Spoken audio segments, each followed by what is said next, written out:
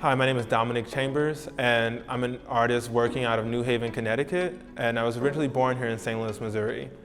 Birthplace is a commemorative exhibition that bookends a decade-long journey of my life in the arts here at the Contemporary Art Museum in St. Louis.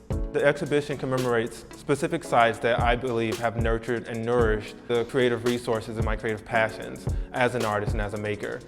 We'll see a collection of 5 spaces that are all distinct in identity, but have a specific place within my memory as having marking the moments in which I have found myself ignited by a fervor to create or make something, or impassioned by the possibilities that creativity presents to me.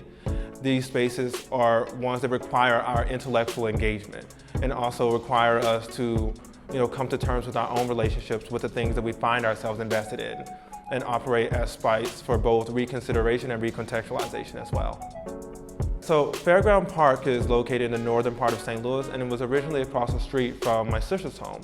And it became a bridge, so to speak, that I would cross between my academic life and my personal life. In that painting, there is a representation of the basketball court located within Fairground Park. And its parameters are outlined in a rainbow.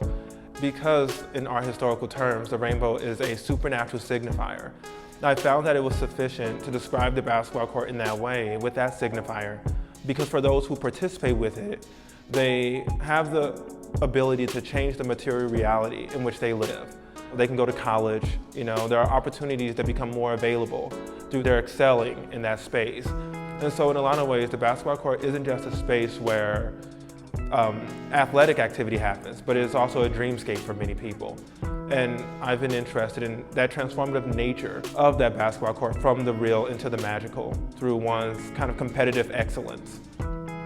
The red classroom painting has a relationship to not only the art historical model of color-filled painting, as the painting is mostly depicted in various hues of red, but the classroom was significant because as a child, I actually spent a lot of time sleeping in the classroom because my mother was a lunch lady, and when there was no one to watch me, she would take me to school around 6 a.m. and store me in one of the classrooms. And so this classroom occupied a space in my mind, not just a space for academic pursuits or academic learning, but also a space of rest.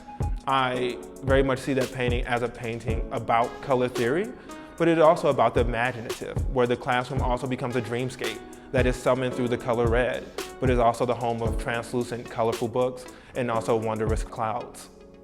When I was a child, there was a time in which my family had to sleep in a park, and in that park there was this gigantic playground, and I had the opportunity to see that playground at night, and I noticed that the silhouettes looked like a gigantic castle.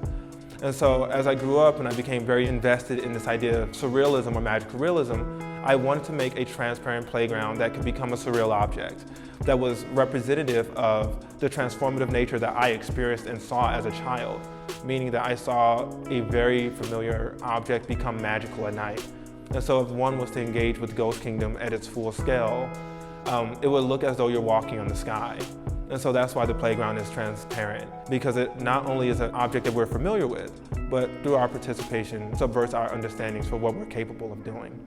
I hope that anyone who has the opportunity to come to visit the work and engage with the work sees the work as an invitation to recall the relationship with those spaces present within the exhibition, and hopefully recall some of the environments or places that ignited a particular burst within them, that gave a life or gave a breath, those internal resources that have often become quiet and are now calling for us to be a bit louder and excited about engaging with again.